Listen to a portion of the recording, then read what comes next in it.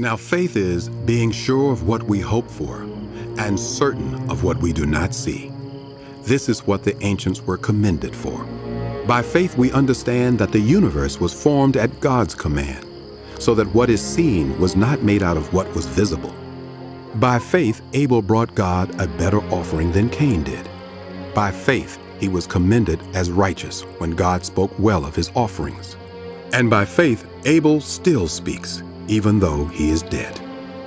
By faith Enoch was taken from this life, so that he did not experience death. He could not be found, because God had taken him away. For before he was taken, he was commended as one who pleased God. And without faith it is impossible to please God, because anyone who comes to him must believe that he exists and that he rewards those who earnestly seek him. By faith, Noah, when warned about things not yet seen, in holy fear built an ark to save his family. By his faith, he condemned the world and became heir of the righteousness that is in keeping with faith. By faith, Abraham, when called to go to a place he would later receive as his inheritance, obeyed and went, even though he did not know where he was going. By faith, he made his home in the promised land, like a stranger in a foreign country. He lived in tents, as did Isaac and Jacob, who were heirs with him of the same promise. For he was looking forward to the city with foundations, whose architect and builder is God.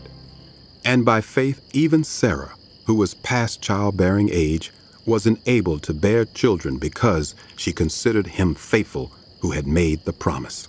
And so from this one man, and he as good as dead, came descendants as numerous as the stars in the sky and as countless as the sand on the seashore. All these people were still living by faith when they died. They did not receive the things promised. They only saw them and welcomed them from a distance, admitting that they were foreigners and strangers on earth. People who say such things show that they are looking for a country of their own.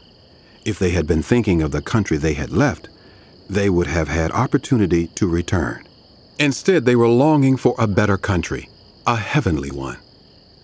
Therefore, God is not ashamed to be called their God, for he has prepared a city for them. By faith, Abraham, when God tested him, offered Isaac as a sacrifice. He who had embraced the promises was about to sacrifice his one and only son, even though God had said to him, "It is through Isaac that your offspring will be reckoned."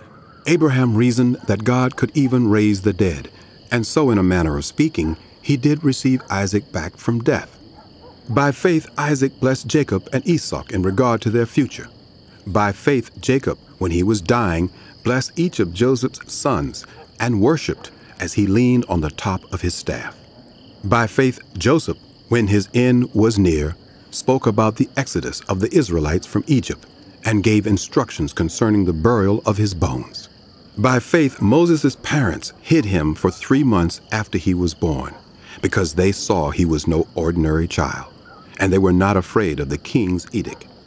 By faith, Moses, when he had grown up, refused to be known as the son of Pharaoh's daughter. He chose to be mistreated along with the people of God rather than to enjoy the fleeting pleasures of sin. He regarded disgrace for the sake of Christ as of greater value than the treasures of Egypt, because he was looking ahead to his reward. By faith, he left Egypt, not fearing the king's anger. He persevered because he saw him who is invisible. By faith, he kept the Passover and the application of blood, so that the destroyer of the firstborn would not touch the firstborn of Israel. By faith, the people passed through the Red Sea as on dry land, but when the Egyptians tried to do so, they were drowned. By faith, the walls of Jericho fell, after the army had marched around them for 7 days. By faith, the prostitute Rahab, because she welcomed the spies, was not killed with those who were disobedient. And what more shall I say? I do not have time to tell about Gideon, Barak, Samson, Jephthah, about David and Samuel and the prophets, who through faith conquered kingdoms, administered justice, and gained what was promised, who shut the mouths of lions, quenched the fury of the flames, and escaped the edge of the sword, whose weakness was turned to strength, and who became powerful in battle and routed foreign armies. Women received back their dead, raised to life again. There were others who were tortured, refusing to be released so that they might gain an even better resurrection. Some faced jeers and flogging, and even chains and imprisonment. They were put to death by stoning. They were sawed in two. They were killed by the sword. They went about in sheepskins and goatskins, destitute, persecuted and mistreated.